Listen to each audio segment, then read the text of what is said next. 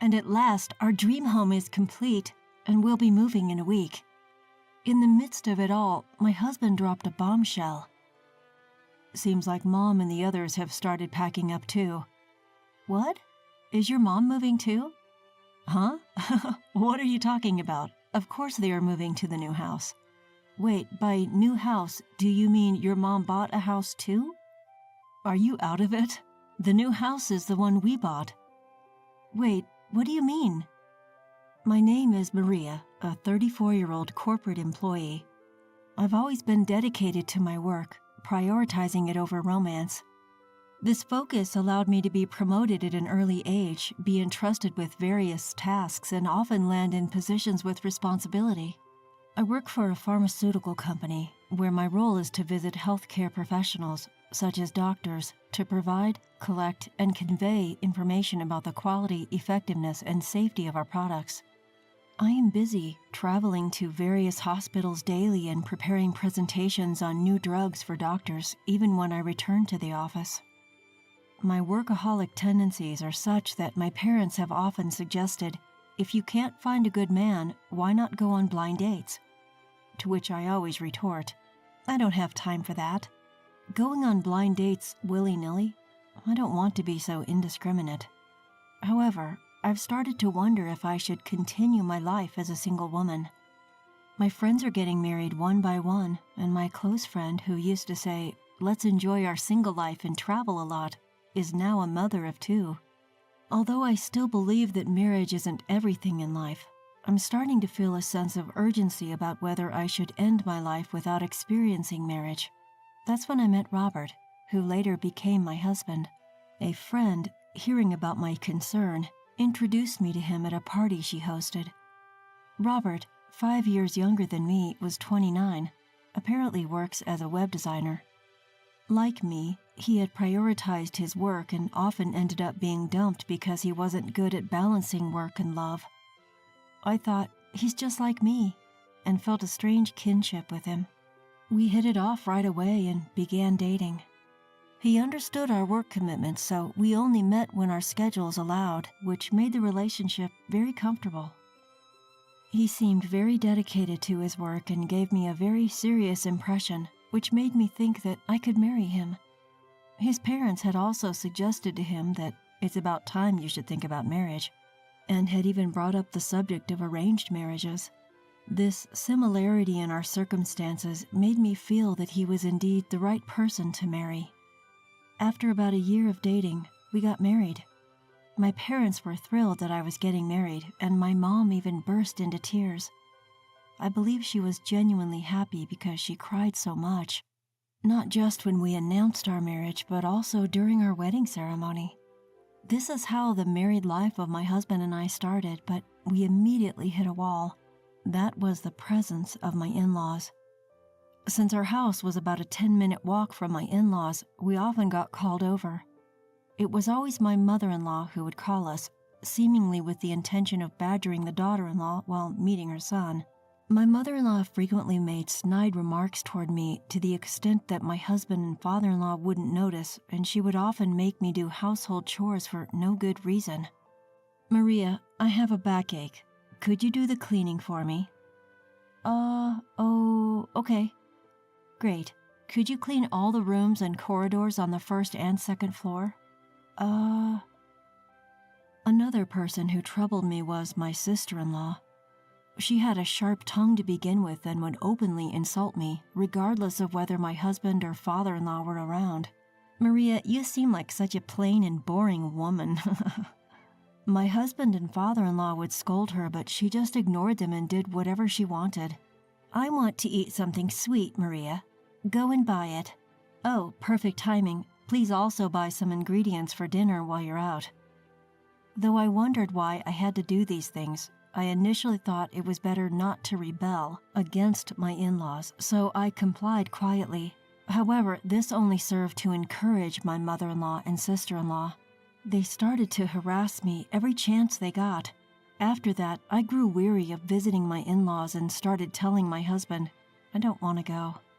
My husband said, well, I won't force you to come, but also expressed his dissatisfaction, saying, They're my family, so please try to get along with them. I could have gotten along with them if my mother-in-law and sister-in-law had been kind. Since my husband didn't forcibly take me, I was able to avoid going to my in-laws for a while, but I had to go during Christmas and Thanksgiving because it was hard to decline those invitations after usually refusing them. However, when I showed up at my in-laws, my mother-in-law and sister-in-law treated me as if they'd gotten a new toy to play with. I only have to see them once or twice a year, so I just have to endure this, I would tell myself, to get through these visits. If it weren't for the situation with my in-laws, my married life with my husband would have been close to ideal. He knew I loved my job, so he let me do overtime whenever I wanted, and we shared household chores. I was truly grateful that he was understanding about my work. My husband also supported my dream, that is, to build my own home. This has been a dream of mine since I was a child. Well, even though my husband is supportive, I decided to build the house using only money I saved by myself, so there's no financial help from him. So rather than support, it's more like he's understanding of the situation. The funds for my dream house have been mostly saved from part-time jobs since my student days. It's not something to openly brag about, but I have a pretty good salary at my company, so I was able to save a decent amount each month. This is one of the reasons why I was able to prepare enough funds at this age, I think. Finally, the funds for my dream house reached the necessary amount, so I promptly requested a construction company. Floor plan and design and such, I had researched variously since long ago, so I was able to smoothly convey my wishes. So I was thinking of making this your workspace, Robert. Since your web design job is often working from home, I thought you'd find it relaxing if it's a place with good sunlight and a nice outside view. That sounds great. I'm really happy. Thank you. The dream house is quite far from my in-laws, so my mother-in-law and sister-in-law probably won't be able to visit often. Excitedly, I waited for the house to be completed, and finally our dream house was completed, and we decided to move in a week later. In the midst of all this, my husband made a surprising remark. My parents have been packing up quite a bit, too. What? Are your parents moving? What? Of course, they're moving to the new house. Wait, the new house? Did your parents buy a house too? Are you spacing out? The new house is our house. What? What do you mean? Why are your parents moving into my house? Why? Well, when I talked about the new house, they said they wanted to live there too. What? Why did you decide something like that on your own? I can't believe this. What's the matter? Is that bad? Of course it is. My dream was to build and live in my ideal home. Why do I have to be interrupted by your parents? Interrupted? They're my family. You may not have noticed, but I've been bullied by your mother and sister. I can't live with them. Even after I said this much, my husband did not understand and said something unbelievable. Enough. Stop being so selfish. What? My mom and sis were saying this. They said they were troubled by your bad attitude. They said they just wanted you to be a good wife. You took their side? You believed them? Enough. You really don't listen, do you? You're older but act like a child. Anyway, I'm giving our new house to my parents. If you resist, yeah, we'll get a divorce. What? Yes, I'm serious. I'm going to visit my parents' house today. You should stay alone and cool down your head. Reflect on your actions. And saying that, my husband went to his parents' house. I felt my love for my husband cool down in an instant. After all, he was a child born of that mother. Perhaps his self-centered nature was fundamentally the same. The next day, my husband returned home with a smug look on his face. Have you reflected yet? What am I supposed to reflect on? Are you sure of your words? Here are the divorce papers. I've already filled out my part. Didn't I tell you? I'm serious. If you're not repentant, we're getting a divorce. Think you can remarry at your age? Just stop being stubborn and listen to what I'm saying. Even my parents said they'd forgive you. I understand. Good girl. If you've learned your lesson, don't defy me again. I can't believe I didn't see my husband's true colors until now. Maybe he showed his true colors when I got a valuable new house. It seems like he's the type who becomes arrogant when he succeeds. I'm glad I found out before we started living together. I immediately filed the divorce papers and handed in at the city hall. We're no longer husband and wife, and I no longer have to let his family into my house. Luckily, to make me reflect, he had been staying at his parents' house for a few days, so I was able to move all my belongings to the new house first. The new house was just as I had imagined. Every corner of it was exciting.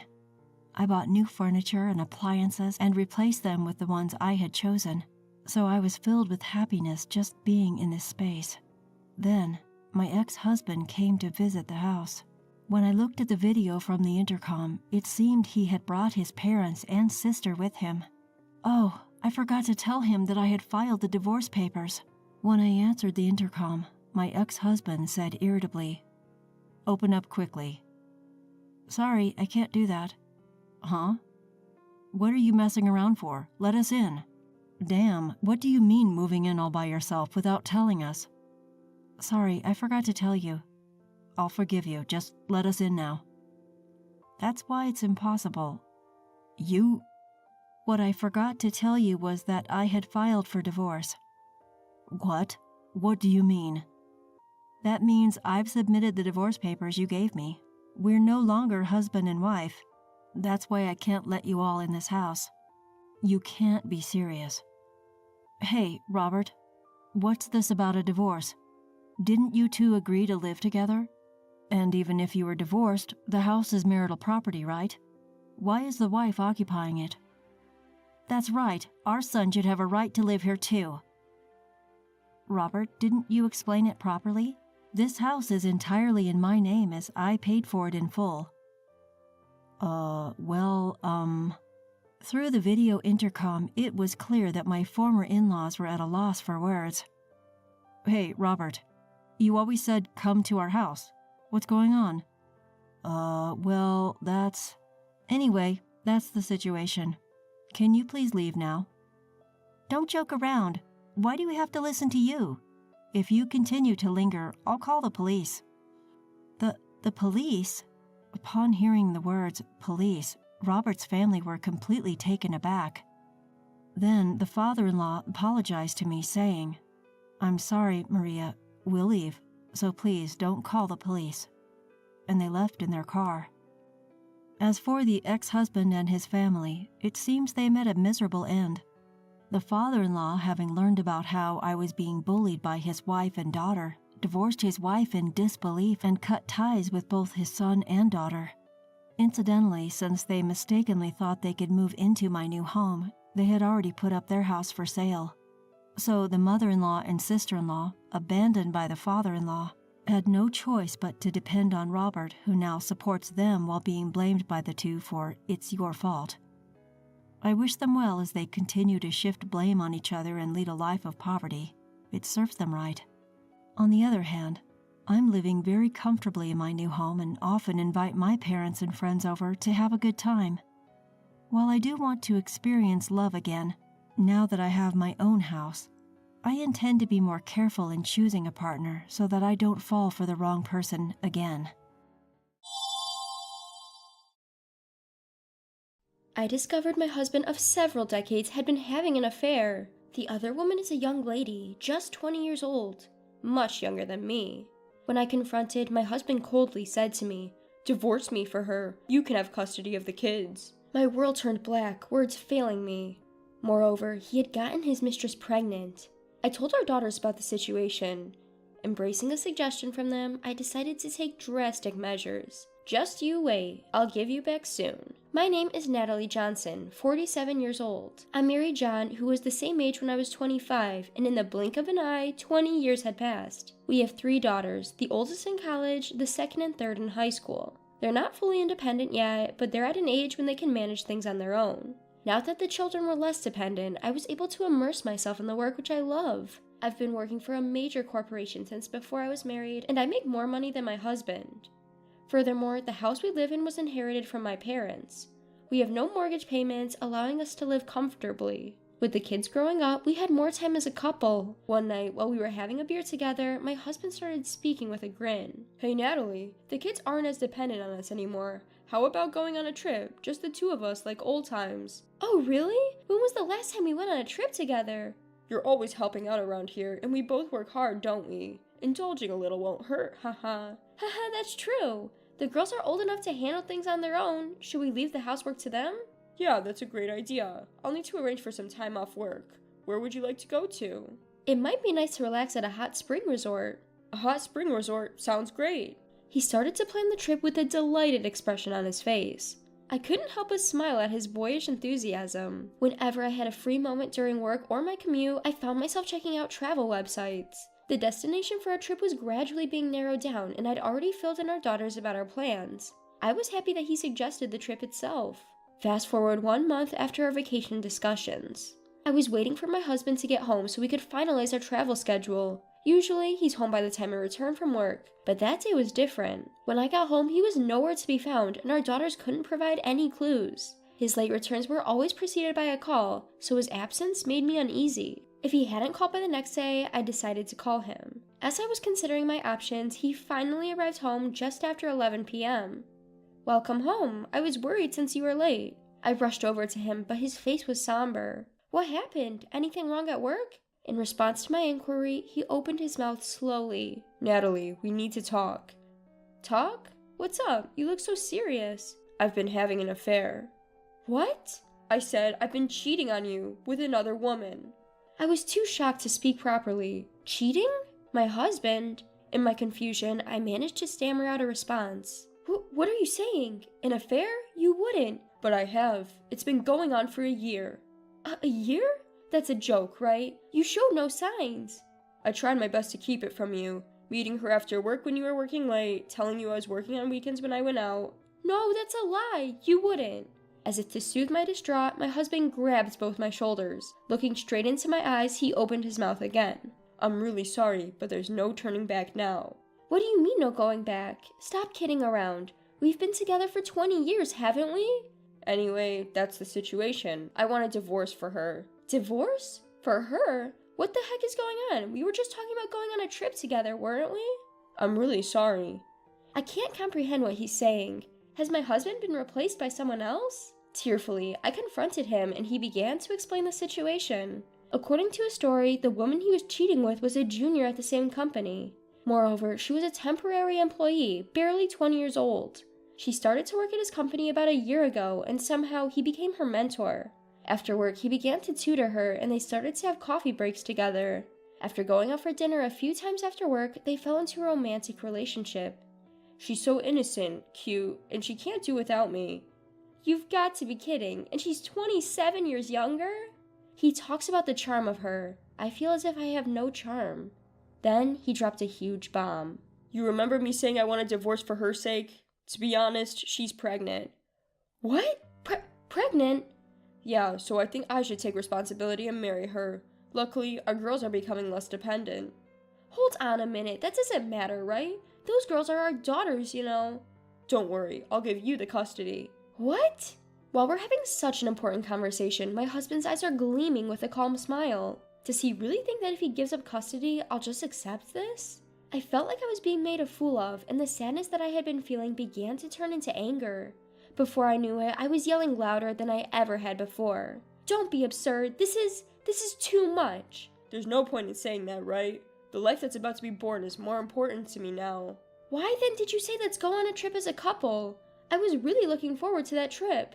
I didn't think she was pregnant at the time. So, if she hadn't gotten pregnant, you would have kept cheating on me in secret, is that it? Well, anyway, I'm bringing her over tomorrow. Let's talk things over then. With a quick change of subject, he brought the already filled out divorce papers and rushed to the bathroom. What the hell is going on? He confesses to an affair out of the blue, then says the woman is pregnant? How much more can he mock me? Having prepared dinner for him and waited, I feel like such a fool. I was tormented by my chaotic emotions. However, no matter how much my anger built up, the situation wouldn't change. I decided to confront my husband's affair head on. The next day, as he said, he brought over his mistress. I told our daughters to stay in their rooms and had my husband and his mistress sit on the couch. The woman, who introduced herself as Lisa, bowed to me as soon as she sat down. I am truly sorry for all of this. Your apology doesn't help. My husband and I have 3 daughters. I understand that, but for the sake of our child in my womb, could you please divorce John? What?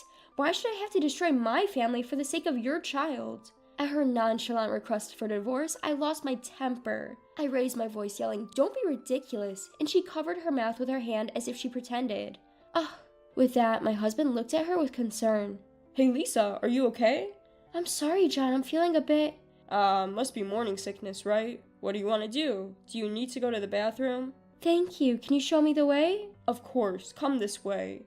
I saw my husband being more gentlemanly than I had ever seen him before. He helped Lisa out, looking a bit hesitant when she returned from the bathroom. "Lisa, take it easy, alright? We've got our precious little baby inside you." "Yeah, I'm sorry. When Natalie yelled at me, I got suddenly scared." "I'm sorry, you're right. If she had agreed to divorce straight away, we wouldn't be in this mess." "No, it's okay. This is a trial we have to overcome in order to be together." They smiled and held hands like a scene straight out of a movie. At that moment, my feelings for my husband froze at a tremendous speed. If you had just agreed to an honest divorce, what, you think it's my fault? It wasn't you who cheated on me in the first place? If this happens, I'll divorce you or whatever. I decided to agree to the divorce because further discussion was getting ridiculous. Shortly thereafter, I removed my husband and his unfaithful partner from the house and locked the door. My daughters emerged from their rooms, probably having heard us. "Mom, is what we heard true?"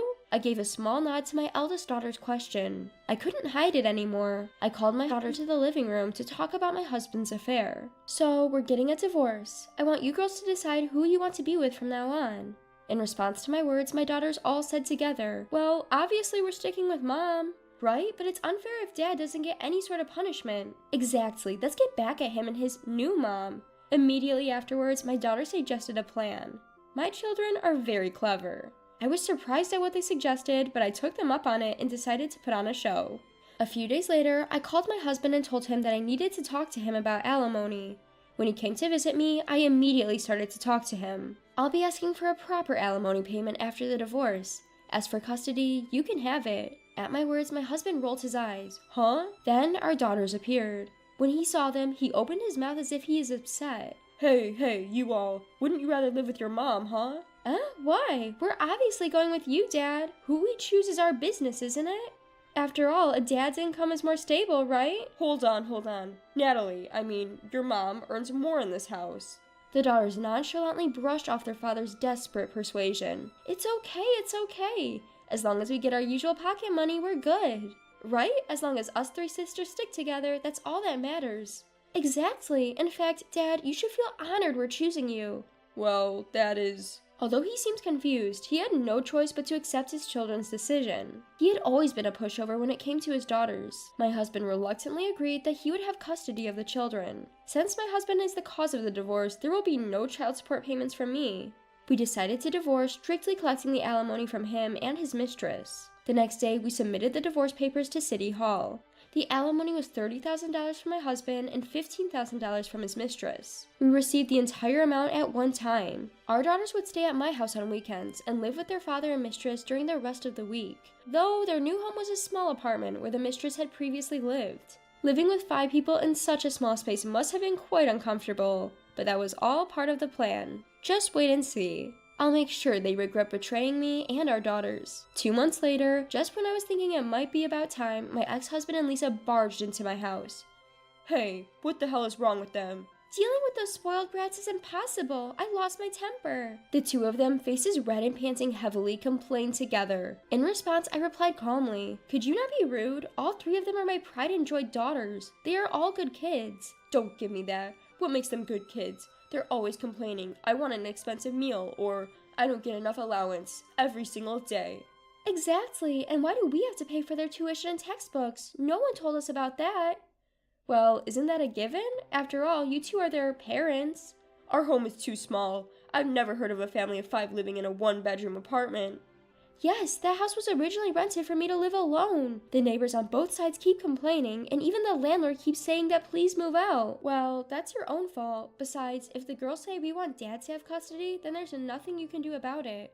Ugh, both of them were speechless, their expressions bitter. After a long silence, John lowered his head and spoke in a small voice. Please, take them in. Huh? What did you just say? I said take them in. We're about to have a baby. If we keep giving in to the girls' demands, we won't be able to raise our child properly. Huh? Raising them is also a part of parenting, you know. Stop complaining. When did you become such a heartless person? You don't understand other people's feelings. You're the worst. He was livid, face turning red as he yelled. I let out a big sigh and spoke in an inciting tone. Don't understand other people's feelings? You're the worst? Are you talking about yourself? What? Who cheated, made a baby with mistress, and said, please divorce me for her? Who was the one who betrayed me first and did the worst thing? Do you remember? That's in the past. Don't bring that up again. It seems he still doesn't understand how selfish he's being. He's now blaming me, together with his mistress. I didn't hold back and said, enough is enough. It's in the past. Don't just neatly wrap things up on your own.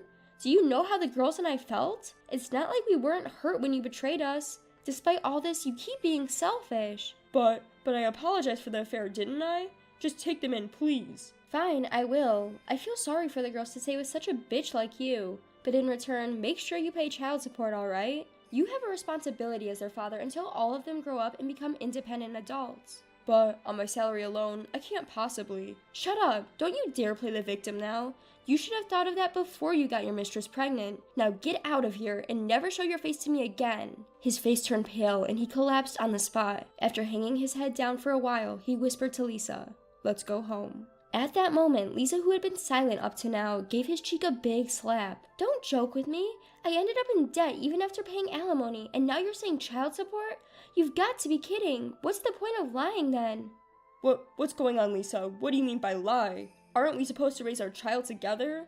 There's no child! What? Time stopped for a moment at the unexpected revelation of his mistress. He began to question her.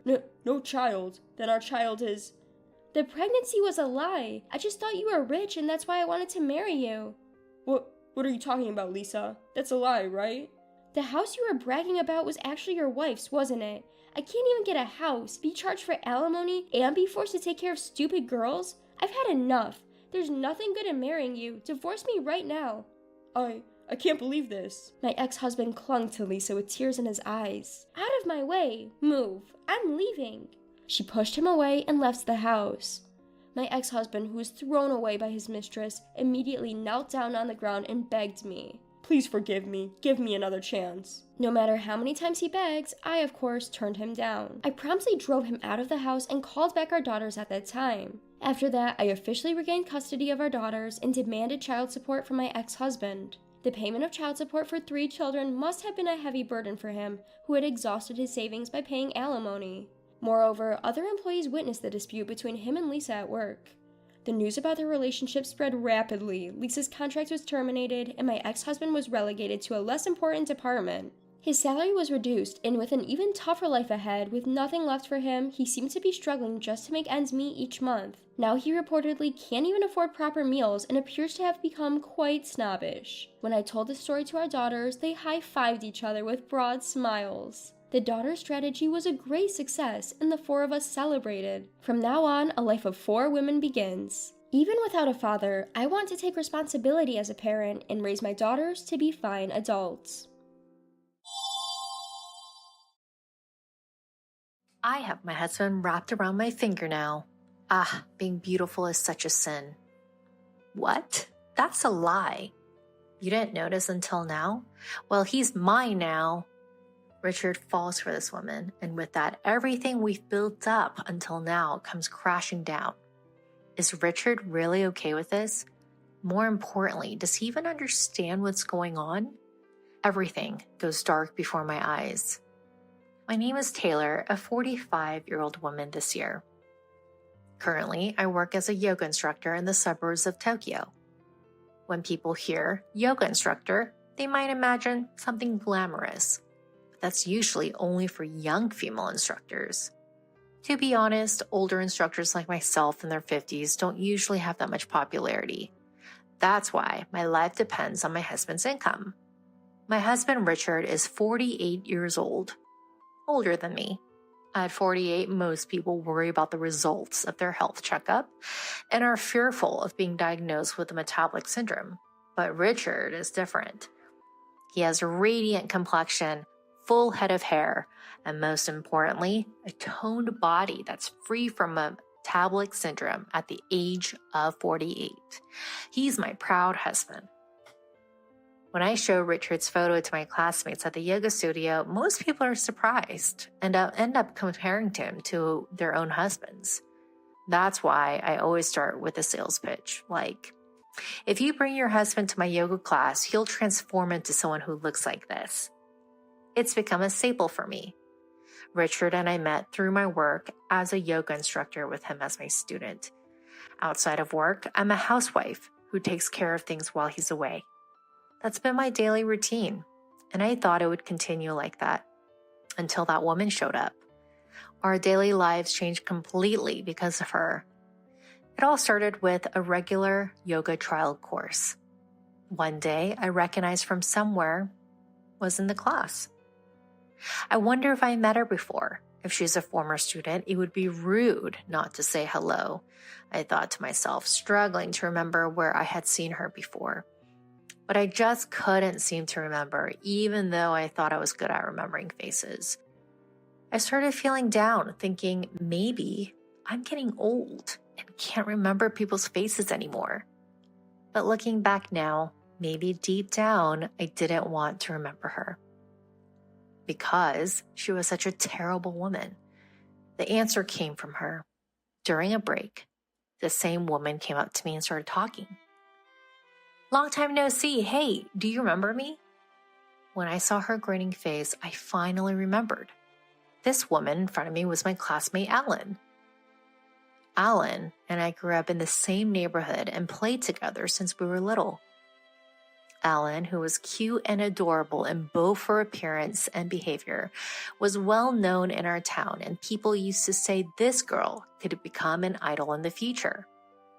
It sounds like a parent's exaggeration, but she really was popular among people in our town at the time.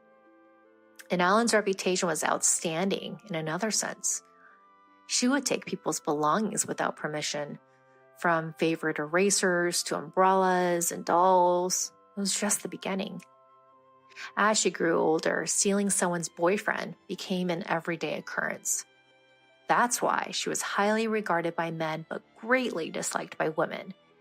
And to tell the truth, I was one of those who disliked Alan.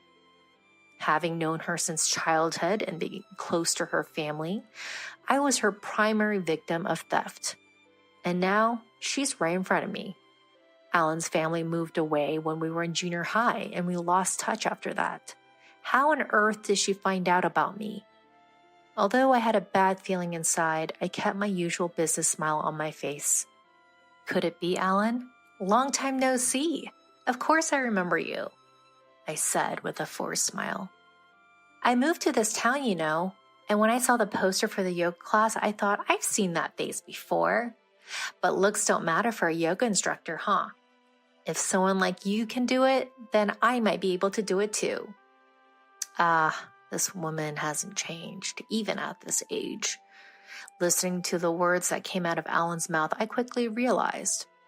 And today, at the trial class, I decided not to mention my husband in my usual sales talk. It's no joke to have my life partner stolen at this age, and the woman who could do such a thing is Alan. It happened after the trial class that day. I was caught trying to leave quickly to avoid Alan and ended up having a late lunch with her. As soon as we sat down, Alan's endless boasting began under the guise of updating me on her life. Apparently, she had a hard time with many men hitting on her after moving and was even scouted by a certain idol agency. Alan kept talking forever, with stories that were hard to tell whether they were true or false, ignoring her lunch. As the conversation dragged on, it seemed she just wanted to show off her current life. You know, living on the top floor of a tower apartment isn't as great as it sounds. The elevator rides are long, and the people living on the lower floors are always making snide remarks. It's the worst, right? But what's even worse is my husband. He's a lawyer and makes good money, but his looks. He's the same age as me and a fat, out-of-shape guy. Well, thanks to him, I could be a stay-at-home wife. But being a stay-at-home wife is tough too.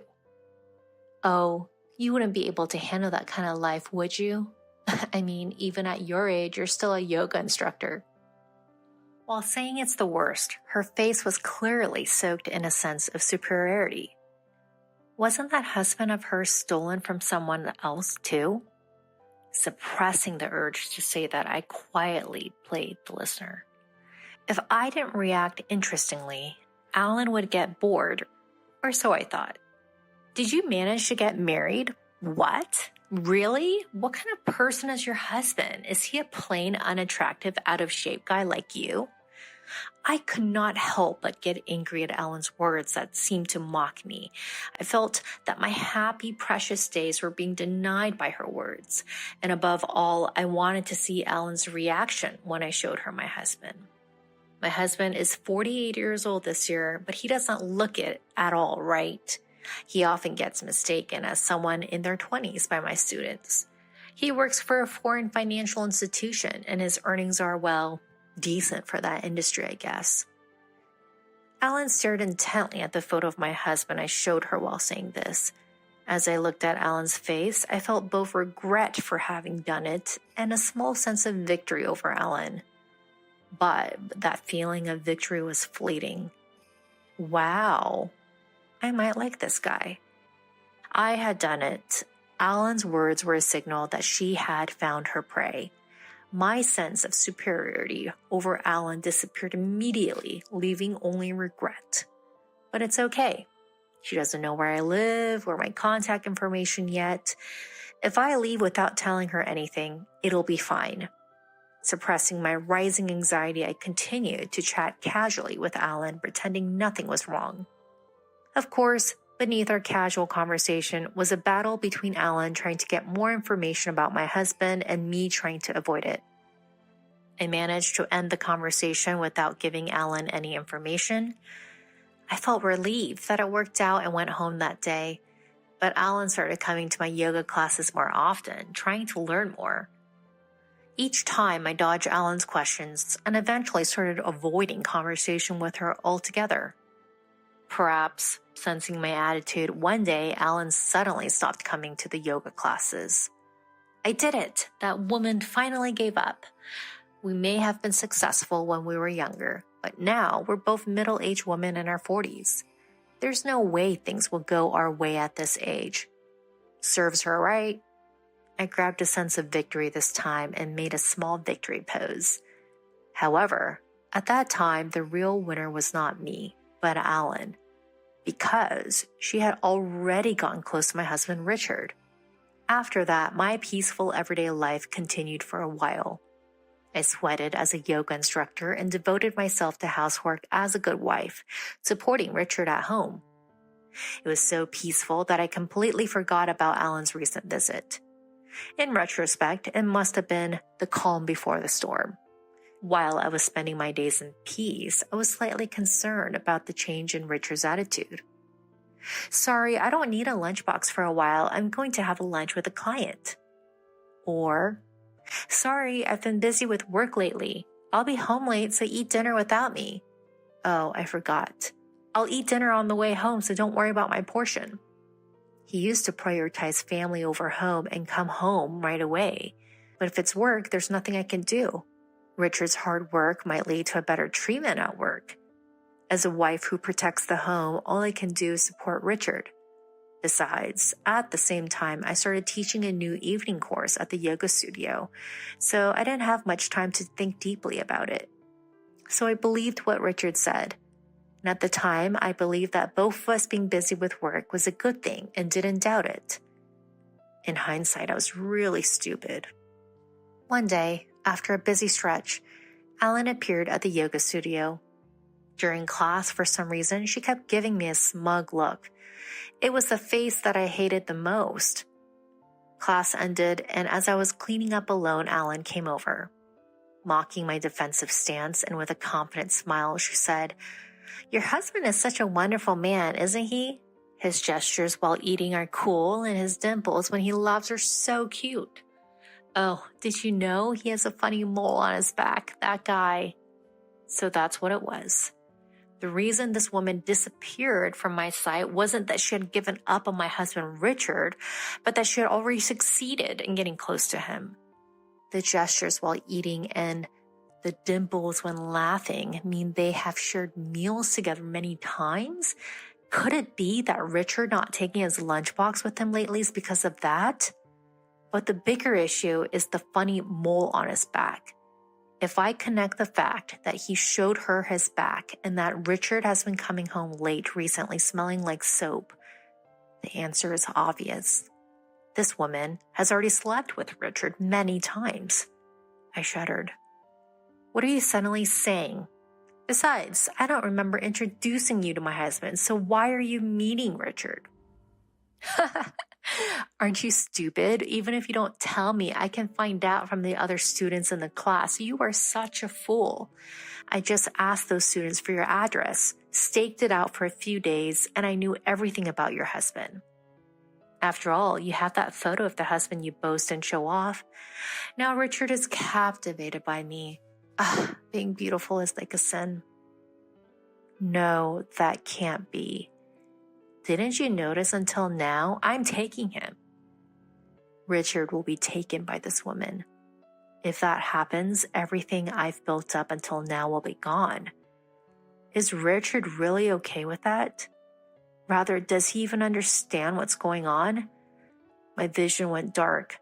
As I thought about the possibility of losing everything we had built together and Richard's feelings, Alan left, laughing at me, clutching my stomach in disbelief. I was left alone in the classroom. Calm down and ask Richard for confirmation. It could just be Alan's delusion. More than anything, I wanted to confirm Richard's true feelings. What will he do with everything we've built up so far? And above all, what do you think of me now? That day, when I confronted Richard after he returned home, he easily said, "Sorry, everything Alan said is true. I might have done something wrong to you, but you're the one who's bad. Your cooking is always tasteless, and you never compliment me when I come home from work. Besides, you always order me around, telling me to exercise and use this lotion. In contrast, Alan is kind. Unlike you, she always tells me I'm cool and her cooking is delicious. It's so different from you." Wait a minute. The seasoning of the dishes and the exercise. It's all for you. And yet you talk like that. What about the promises we made about work? You said at the time. Richard interrupted me and yelled, "Shut up! It's all your fault. You're always bossing me around, telling me to do this and that. I don't need a woman like you anymore." We're married, aren't we? Let's just talk it out properly. I have my reasons for asking you to do various things. You're so annoying. Enough already. Today I'm going to Alan's house. Alan is different from you. She's kind and doesn't boss me around. With that, Richard left the house. Left alone, I sighed. I never thought Richard felt that way.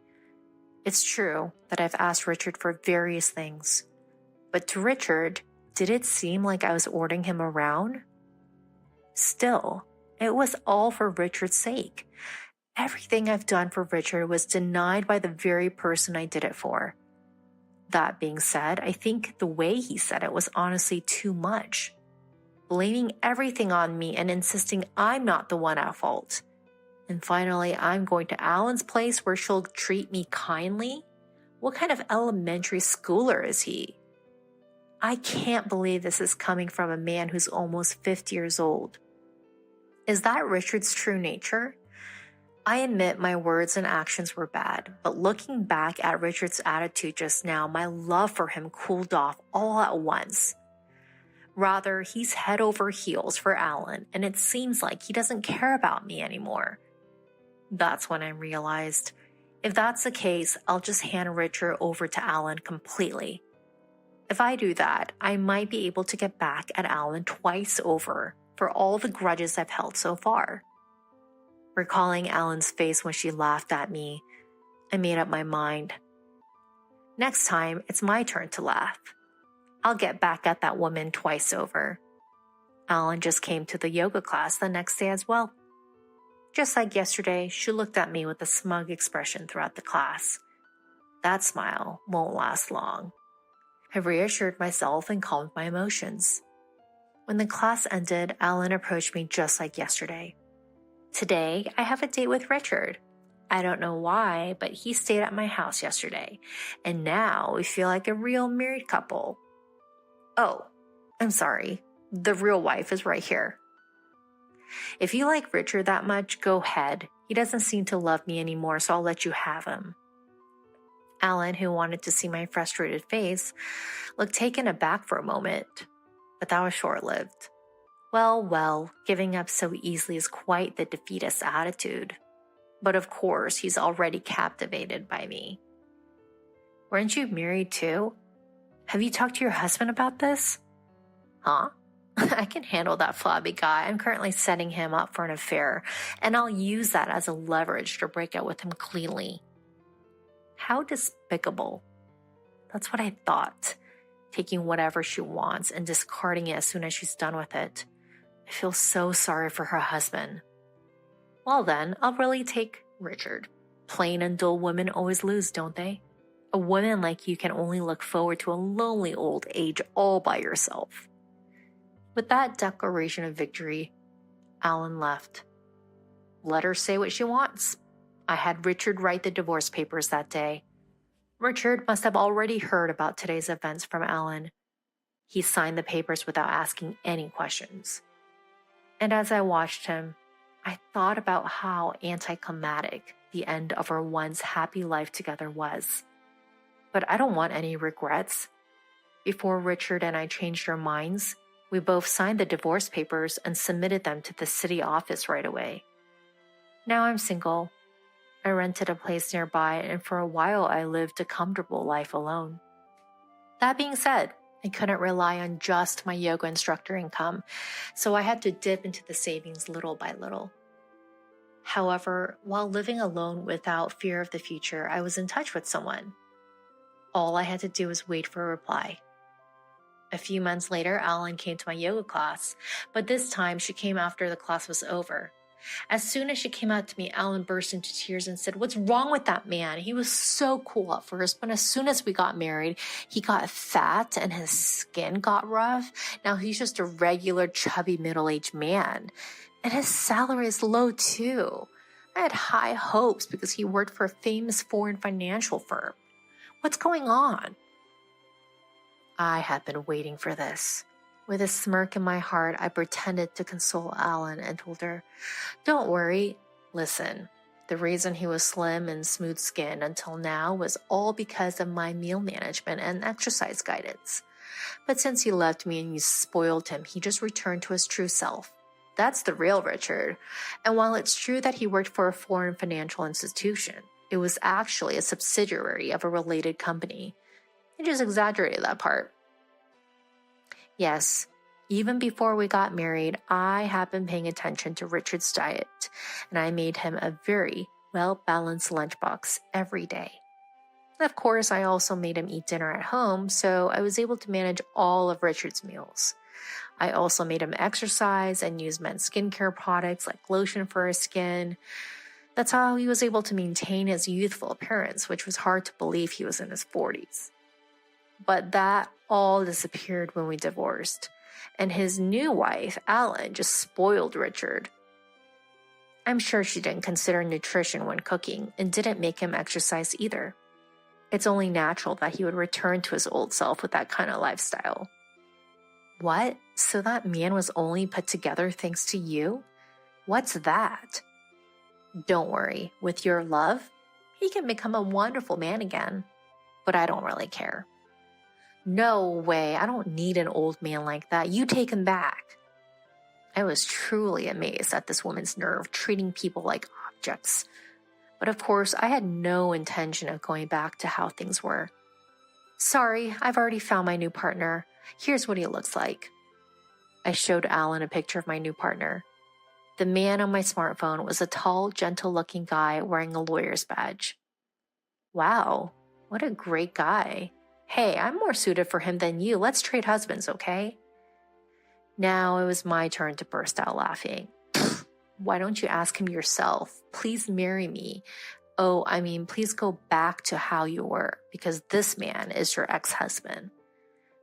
No way. How did that chubby man become such a great guy? You're lying. And I can't forgive you for being with him. She still said things like that. I was dumbfounded. I wasn't lying at all. After I divorced Richard and started living alone, the person I kept in touch with was none other than him. Of course, I was in contact with him to take revenge on Alan. First, I dramatically changed his appearance through my diet management and exercise guidance. This was, of course, to later make Alan feel regretful. However, this revenge was only the first stage. The second stage was yet to come. Did you forget that your ex-husband is a lawyer? I already told him that you fabricated his affair. I think a compensation claim from him will arrive at your place soon. What? That's a lie. Oh, and from me too. I filed a claim for consolation money for having an affair with my husband.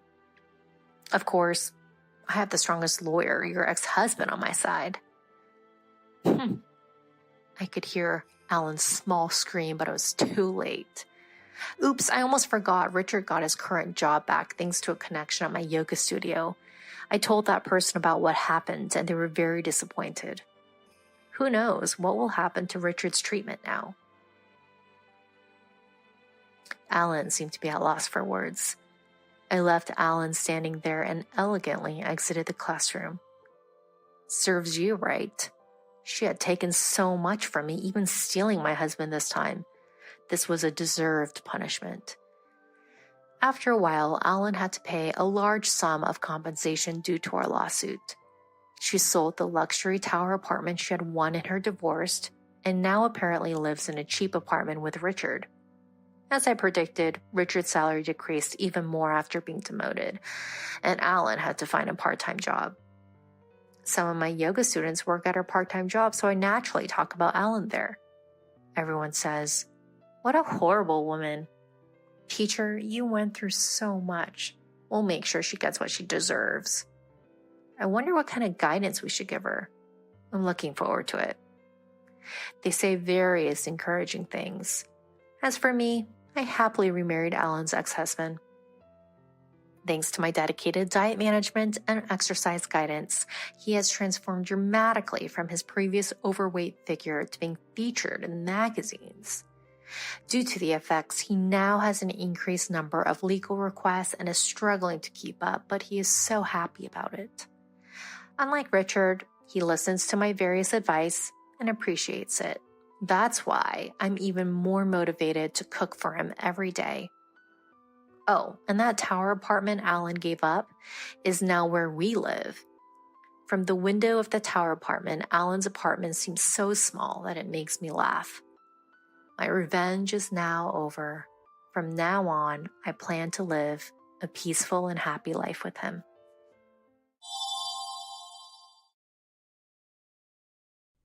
One day, my mother-in-law's chronic illness worsened and she had to be hospitalized. The responsibility fell on my husband, John, and me to take care of her. John has 2 older brothers, but they left her college in the city, landed jobs there as well, married city girls they met, and built their homes in the city. Therefore, they seldom returning to our small town. The last time we saw them was at the 3-year memorial service for their father, my father-in-law. It was only the 2 brothers who came, even for the 3-year memorial service. Their wives and children, who had been well taken care of by my mother-in-law, were conspicuously absent. They might think it's none of their business since their husbands came, but the brothers' wives told me, "It's a hassle, so we'd rather keep it to family only. The travel costs are already in the hundreds of dollars." After discussing with my mother-in-law, we decided to hold the 7-year memorial service just between us and her. But then her illness took a turn for the worse and she had to be hospitalized again. Since we have a small child at home, we can't bring them to the hospital, so they're staying with my parents. My mother-in-law feels guilty about burdening my parents, but there's really nothing we can do about it. John helps out as much as he can, visiting after work to bring laundry home or help clean her up. We've let the brothers know about the hospitalization, but they haven't visited or sent any gifts. Despite this, the wives of the brothers are still complaining about not receiving the seasonal premium fruits that my mother-in-law sends them every year. "You're aware that my mother-in-law is in the hospital, right?" I said. To which they replied, You should be more thoughtful and send something over. The fruits she sends are luxury items that we rarely get to eat ourselves, even in our hometown. The only time we can enjoy them is when we visit my parents. When I told them we are not well enough to send a box worth of hundreds of dollars, they sighed and said, "This is the only time being from a small town is worth anything." It was really infuriating. We ignored the message they left on my in-laws' answering machine, but then they called our house. They were complaining about not being able to share with their friends because they hadn't received their share. My mother-in-law reassures us that she'll pay us back for what we spent on her care, but we've been covering some of the smaller expenses out of pocket. When my father-in-law passed away, all of his estate, which isn't worth much more than a couple of $1,000s, even if we sold the house and land, was inherited by my mother-in-law for her retirement. She's not impoverished since she had a bit of pension, but she's not well off either. Despite this, she's been sending boxes of products worth hundreds of dollars from local farmers to both of her sons' families every year. It's something the locals rarely get to taste since it's not sold in markets, only at farmers markets. It's expensive, and for us, a family struggling with kids, we can only get a small share from my parents or my mother-in-law. On top of this, there have been no signs of gratitude or return gifts from the brothers' families. My mother-in-law once complained, they don't even call to let me know they received the boxes. When John told his brothers about her hospitalization, their reaction was just bland, "Oh really?" and didn't say anything about visiting. Apparently, my mother-in-law was hoping her sons would visit, so I felt bad for her. A few days passed, and things went downhill. Last night, my mother-in-law called from the hospital. She wanted me to send some luxury fruit on behalf of her sons. Frustrated that she couldn't get anywhere with me, it seems she directly called the hospital where my mother-in-law was. Naturally, the patient herself couldn't answer, so a nurse brought a note with a message. It turned out it was the eldest son's wife who made the call. The note had wrote something like, "The second son's wife is struggling because nothing has been sent, so please hurry up." My husband John was the one who answered my mother-in-law's call, and he finally lost his temper. He told her, "If you're going to go out of your way for both brothers' family, we're stepping back. We'll ensure complete nursing care and laundry services are taken care of. Since we serve as guarantors that we're done here, right? The rest is up to your sons." Apparently, he also planned to shout at his brothers over the phone, "Buy your own fruit online."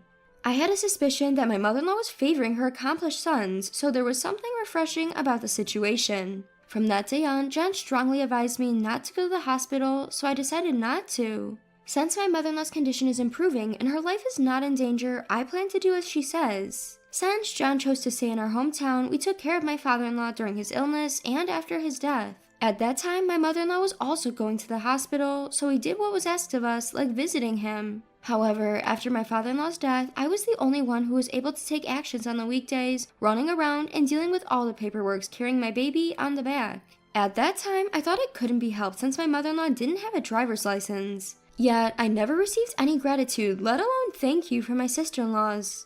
Today, my mother-in-law called and said, "Have you sent it? If you don't hurry, the good ones will be gone. And why aren't you coming to the hospital today? Did someone get a fever? You can leave them at your parents' house and come here." I felt like I had woken up from a long dream. So I told my mother-in-law that John said we didn't need to take care of her anymore, that we wouldn't be able to afford the premium fruit because we're always on a tight budget. Then she grumbled over the phone that I lacked thoughtfulness for a woman, that I should have sent something even if not asked to, that I was low level because I only graduated high school, that we should act humbly towards her house because my sister-in-law graduated from prestigious universities. I'm a high school graduate with limited capabilities, so I'll excuse myself from taking care of you, Mother. I found myself retorting spontaneously. My heart was pounding for a while, but when I did report to John after he returned home, he said, "That's fine, don't go to the hospital again." My husband John apparently told his brothers, "The wives have been asking for premium fruits for Mom, but she's in the hospital and I have no plans to send her any. If you guys want her to have them so badly, bring them when you visit her." When his brothers responded that they didn't have time and that the travel would be expensive, he replied, "It's unfair for just my wife and I to care for Mom. We've been doing it so far, now it's your turn, guys." And with that, he ended the call. Looks like there's a conflict brewing, but there's nothing I can do. Probably because John only has a high school diploma, our family seems to be looked down upon. His brother-in-law and their wives all graduated from famous city colleges, presumably in New York. I think my mother-in-law takes great pride in that. I never minded taking care of the in-laws in the past, and I have plenty of friends who, despite their usual conflicts, step up when someone falls ill. I thought that's what you do. John standing his ground felt good, but I was startled because we live in a small town surrounded by relatives. Before my mother-in-law could complain to them, I decided to pay a visit to my uncle, who had acted as our matchmaker. My uncle knew that we were the only ones taking care of my in-laws and promised to explain the situation to the rest of the family so that my mother-in-law wouldn't badmouth us. He just asked us to accompany her when she gets discharged from the hospital. Since we don't know when she'll be discharged, if it's on a day off, John will go, and if it's a weekday, I'll go with my uncle. He also promised to question my mother-in-law on why she treats her children differently. Then just recently, my mother-in-law's sister, my aunt, called to complain. Apparently, since we've given up caring for my mother-in-law, she has summoned my aunt to the hospital. She said her children should look after her, so when she asked to call her sons, it turned out she had already done so. But the wives of her sons told her, "We're too far away and can't come. We're also tight on money because of our children's education expenses," and hung up on her. I had a headache.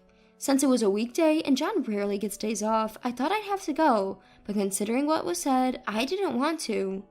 Honestly, I didn't want to see my mother-in-law's face anymore. I figured when she's discharged, she'd ask us to come help, and it felt really depressing. Even if John had turned her down, the family around us didn't seem to approve. My aunt is taking care of her bedridden mother-in-law, and my mother-in-law usually says she's doing a tough job. I thought calling my aunt was a form of harassment against us. I wonder why those of us who stayed in the local town end up drawing the short straw.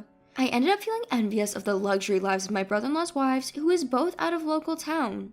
I discussed it with John when he got home, and he called his eldest brother. They talked for a while, and apparently other relatives besides my uncle and aunt had called the eldest brother's place. So the two brothers are going to come back for the weekend to discuss how to take care of their mother in the future. At the discussion, along with the two brothers, John and I, uncle, aunt, and the other relatives were going to talk. I've decided to make a detailed list of the money I've lent to my mother-in-law that hasn't been returned and the things I've done for her. I presented this to the family meeting, which included my mother-in-law who was temporarily discharged from the hospital. During the discussion, my mother-in-law insisted that her eldest son, who lives in a single-family home and graduated from a good university in the city, should take care of her.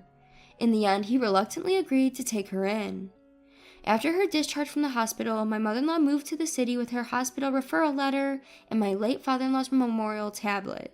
As for the remaining family home, my uncles and aunts suggested that my husband should keep it, considering he couldn't go to college. However, we declined as we didn't need it and moved into an apartment on my family's side. We have not informed our addresses or contact information to my mother-in-law or my brother-in-law. John and I also decided to change our mobile numbers, which had been in use for 3 years, and remove our landline phone, effectively cutting ties. We thought that this would be the end of it, but recently we received a phone call from my uncle that my mother-in-law had returned to the family home. My mother relayed the message to us. Apparently, the eldest brother's wife had been very cold to my mother-in-law because the eldest brother had made the decision to take her in without consulting his wife. She had even been told to get her own meals by herself, even if it was right after being discharged from the hospital. After a month, she couldn't take it anymore and asked her second son for help, but he also declined since his wife had already been cautious about the situation from the start. That's why she returned to her original family home.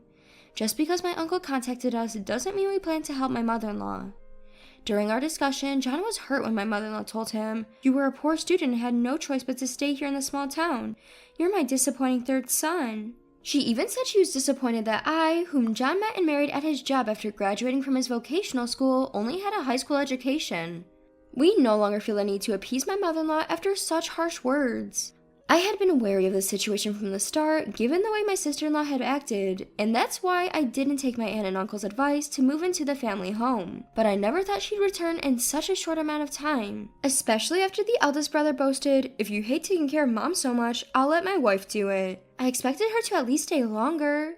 In our discussion, I had a list of daily necessities that my mother-in-law had used and the money I had spent on her, which I had been keeping in the household budget book. I also wrote down the things I did for the family home, like going to the city hall to get a burial permit after my father-in-law's funeral, dealing with pension procedures, and the transportation costs for taking my mother-in-law to the hospital. I made copies and handed them over to John's 2 older brothers, my uncle, and my aunt. John's 2 older brothers said it was only natural because they're her children, but my uncle and aunt said it was unfair for John alone to bear the burden. They told my mother-in-law to return the money that we had fronted. My mother-in-law glared at me angrily and threw some money at John from her wallet while saying, "You've been influenced by your wife." Even my uncle seemed to lose his patience with the situation. He stood up and slapped my mother-in-law. In the end, she dismissively spat out, "I don't need a child like this," to her. It seems that was when my husband John was able to make the decision to cut ties. Here's a funny side note, the money that my mother-in-law had thrown at us was short by a few $1,000s when we counted it later. We went to my uncle and aunt about the missing money, but we also told them we're not claiming it, thinking of it as severance money. Afterward, my real mother received a call. It seems my mother-in-law had called our old home. It's pitiful to be taken in by a daughter-in-law who has done nothing for my son. Since she's back, I'll come and take care of her hospital visits, she said, as if it was only natural. My mother replied, "We didn't ask for a sister-in-law to come, and the married couple are already adults. We have no intention of interfering. I heard that you said you didn't need your youngest son and went to the city to be taken care of by your eldest. Why are you here?" After that, she hung up without a word. 2 years have passed since then.